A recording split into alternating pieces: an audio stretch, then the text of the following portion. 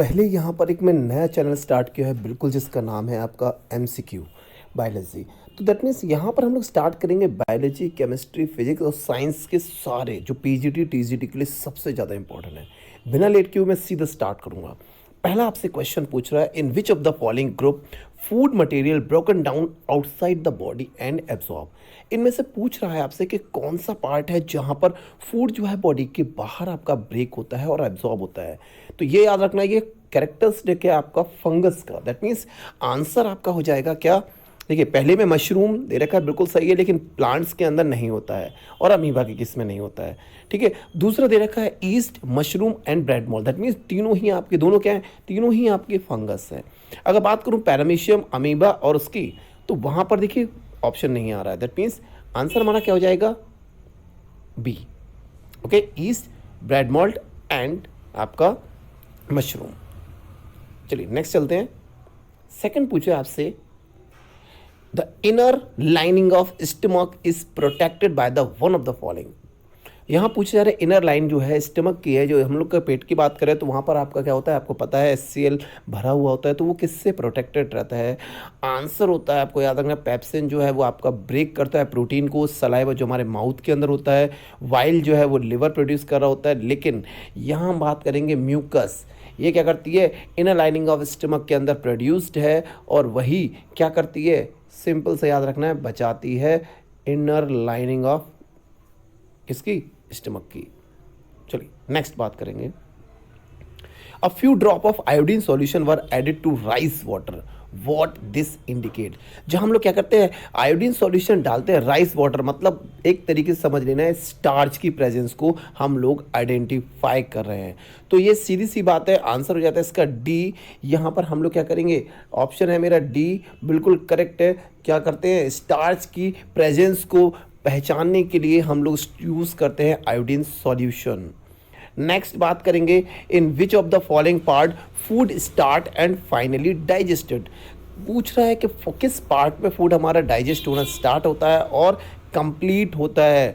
तो ये बेटा बहुत सबको समझ लेना है, स्टार्ट होता है हमारा माउथ में, याद रखना है माउथ में हमारा जो है वो आपका डाइजेशन स्टार्ट होता है और कंप्लीट होता है इंटेस्टाइन में। कौन सी वाली, स्मॉल वाली।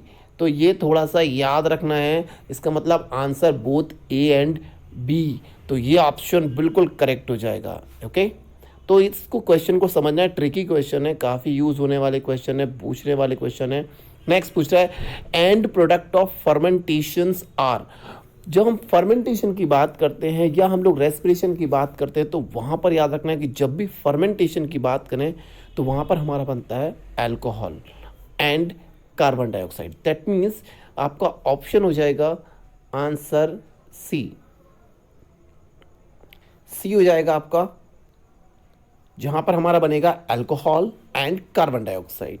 ओके, तो जिन लोगों ने सब्सक्राइब नहीं किया प्लीज़ बोलो सब्सक्राइब करें। मैं रोज़ आपकी एमसीक्यू ऑफ बायोलॉजी लेकर आऊँगा, प्लस केमिस्ट्री लेकर आऊँगा, जहाँ पर आपको टीजीटी पीजीटी का 100% सिलेक्शन की गारंटीज हम लोग शुरू करेंगे।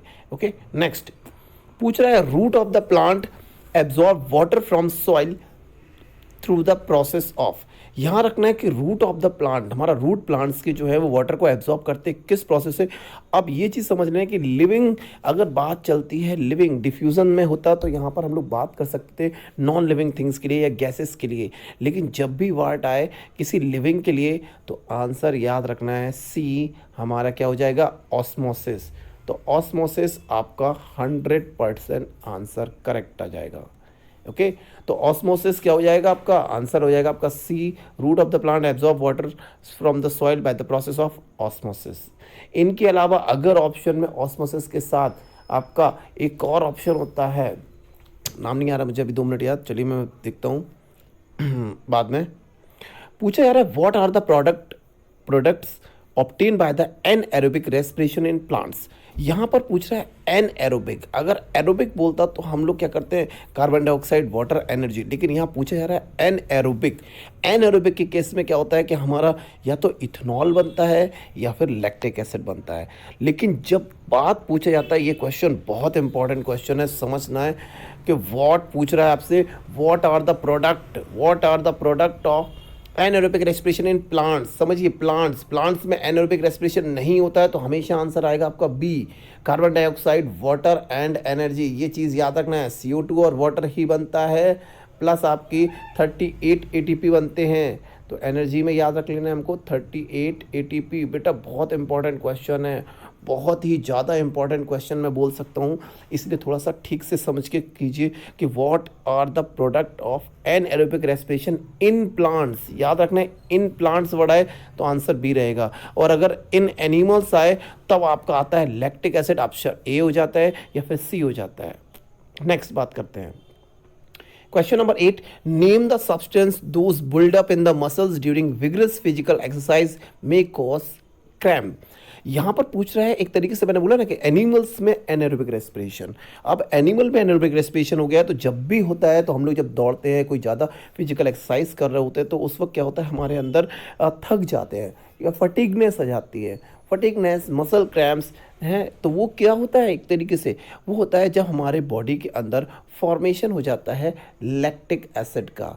तो ये आंसर आपका बी है, समझ रहे हो ना, बी हमारा करेक्ट आंसर है। तो ये चीज़ याद रखना है कि जब भी बॉडी में आपका लैक्टिक एसिड आ जाता है, तो लैक्टिक एसिड की वजह से ही हम लोगों को क्या होता है, फटीगनेस होती है, टायर्डनेस होती है, थकावट होती है। ओके, तो आंसर है हमारा lactic acid plus energy. Next, which is the correct sequence of body parts in human alimentary canal.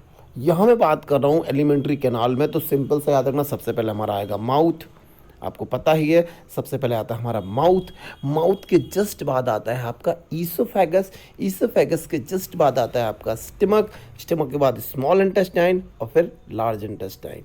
तो हमारा ऑप्शन क्या हो जाएगा, आपका आंसर हो जाएगा B, mouth, oesophagus, stomach, small intestine, large intestine.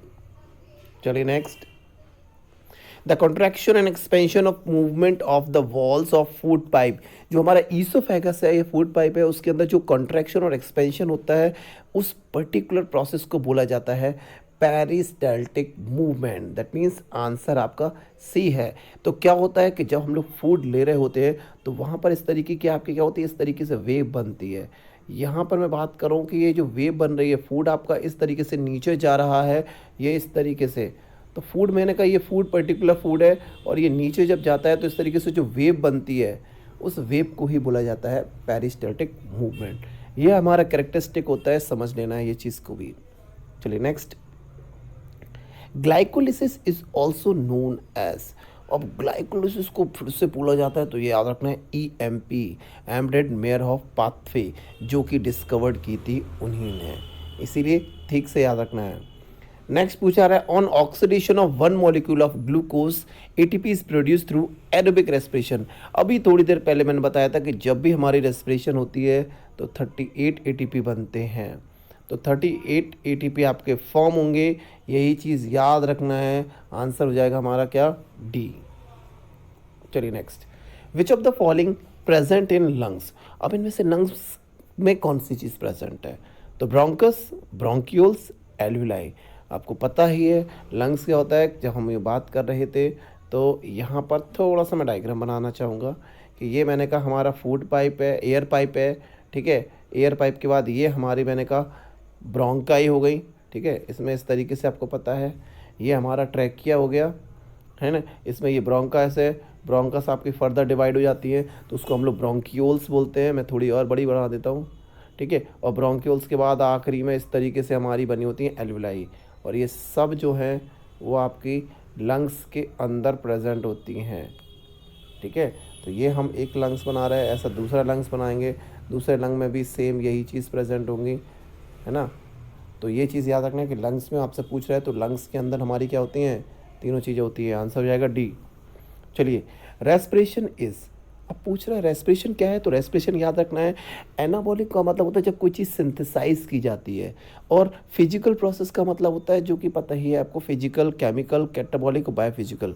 ये सीधी सी याद रखना है, जब भी फूड का ब्रेक डाउन होता है, यहाँ पर क्या हो रहा होता है, आपका फूड ब्रेक हो रहा है। कोई भी चीज़ जब ब्रेक होती है, फूड का ब्रेक डाउन हो रहा है, एक तरीके से मैंने बोला ऑक्सीडेशन हो रहा है, फूड ब्रेक डाउन होता है किस चीज़ के लिए, एनर्जी के लिए।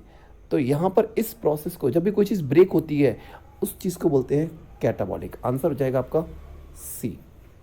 ओके, चलिए नेक्स्ट। तो रेस्पिरेशन का समझना एक कैटाबॉलिक प्रोसेस है। रेस्पिरेशन, दूसरी चीज बोला है, रेस्पिरेशन इज एन, आप समझिए मैंने क्या बोला है, जब भी हम लोग रेस्पिरेशन की बात करते हैं, मतलब रिएक्शन आपको पता है C6H12O6, ठीक है। अब इसको हम लोग ब्रेक करते थे, +6 ऑक्सीजन, तो ये आपका क्या होता था, ब्रेक होता था CO2 H2O प्लस आपकी एनर्जी।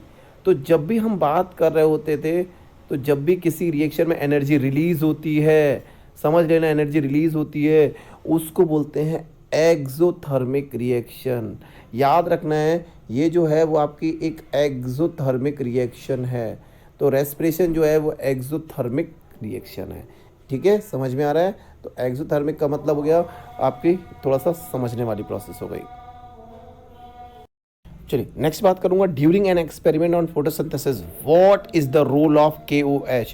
जब हम लोग एक्सपेरिमेंट करते थे तो वहाँ पर KOH का क्या रोल होता था, समझने वाली चीज़ है, बहुत इंपॉर्टेंट चीज़ है। KOH जो है वो क्या करता है, कार्बन डाइऑक्साइड को एब्जॉर्ब कर लेता है, supplying carbon dioxide, removal of any oxygen, absorption of any carbon dioxide. तो मेनली यहाँ पर क्या हो रहा है, ये जो मैं बात कर रहा हूँ, KOH क्या कर लेता है, जो KOH है वो आपका क्या करता है, समझ लेना है, KOH आपका CO2 से रिएक्ट कर लेता है और उसमें चेंज हो जाता है K2CO3 में। तो यहाँ पर याद रखना, ये सिंपल क्या करता है, एब्जॉर्ब करता है।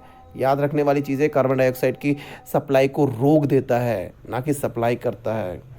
Which of the following is not a digestive enzyme contained in pancreatic juice।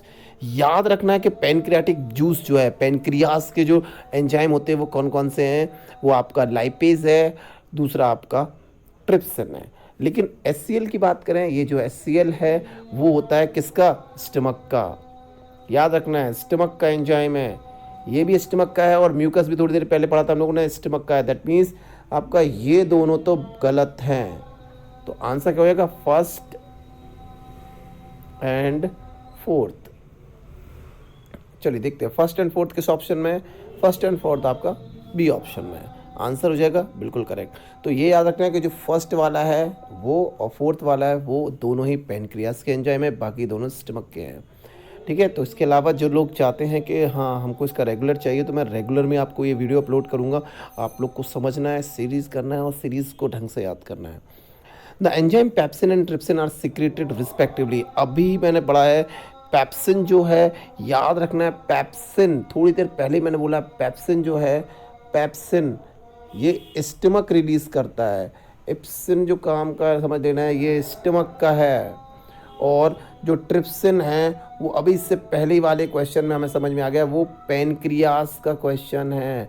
तो समझ लेना है स्टमक एंड पैनक्रियास, आंसर हो जाएगा फर्स्ट 100%। नेक्स्ट बात करते हैं, विच of the following organism can live without oxygen. ऐसा कौन सा ऑर्गेनिज्म है जो बिना ऑक्सीजन के भी जिंदा रह सकता है भैया, जिनके अंदर एनएरोबिक रेस्पिरेशन होती है। आंसर लिखना है क्या, ईस्ट। ईस्ट जो है वो एक फंगस है जो कि एनएरोबिक रेस्पिरेशन कर सकती है, ठीक है। तो एनएरोबिक भी करती है, ये याद रखना है। एनएरोबिक रेस्पिरेशन मतलब बिना ऑक्सीजन के भी वो जिंदा रह सकता है। 20 नंबर के क्वेश्चन की बात करें तो in woody plant respiratory gases exchange in stem take place through. ये याद रखना है, ये बहुत ही इंपॉर्टेंट क्वेश्चन है। जब हम बात कर रहे होते हैं कि जो आपका वुडी स्टेम्स होते हैं तो उनके अंदर जो है वो स्टोमेटा से होता है या लेंटिसेल से होता है या बोथ लेंटिसेल एंड स्टोमेटा। तो ये दोनों ऑप्शन याद रखना है। लेंटिसेल वुडी स्टेम में होता है, उसमें दोनों ही ऑप्शन आते हैं। तो ये दोनों ही रेस्पिरेटरी ऑर्गन हैं, लेकिन वुडी स्टेम में आपका लेंटिसेल भी करता है। दैट मीन्स ऑप्शन हमारा सी हो जाएगा, जहाँ पर दोनों ही क्या करते हैं, वो आपका रेस्पिरेशन परफॉर्म करते हैं। तो एक्सचेंज ऑफ गैसेस आपका हमने ज़्यादातर स्टोमेटा पढ़ा है, वो लीफ के अंदर होता है, लेकिन लेंटिसेल जो है वो स्टेम के अंदर। तो ये दोनों चीज़ें याद रखना है, ये लीफ में होती है और ये स्टेम में होती है। आपसे पूछे, क्योंकि उसने ये क्या पूछा, इन वुडी प्लांट्स, अगर वो पूछता है stem, respiratory gases take place in stem. अब क्वेश्चन देखिए, मैं फिर से रिपीट कर रहा हूँ, इन अगर सिर्फ आपसे एक्सचेंज में सिर्फ स्टेम बोल रहा है, देखिए इन स्टेम, तो आंसर हो जाएगा हमारा बी। That means lenticels.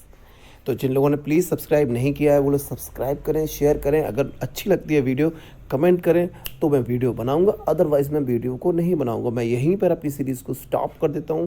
कोई भी डाउट्स हो तो आप लोग कर सकते हैं। प्लीज़ सब्सक्राइब करें, शेयर करें, लाइक करें, ज़्यादा से ज़्यादा लोगों तक पहुँचाएँ। अगर ये नहीं पहुँचती है तो मैं ये पहली वीडियो के बाद ही मेरी लास्ट वीडियो कर दूँगा। ओके, चलिए, थैंक यू।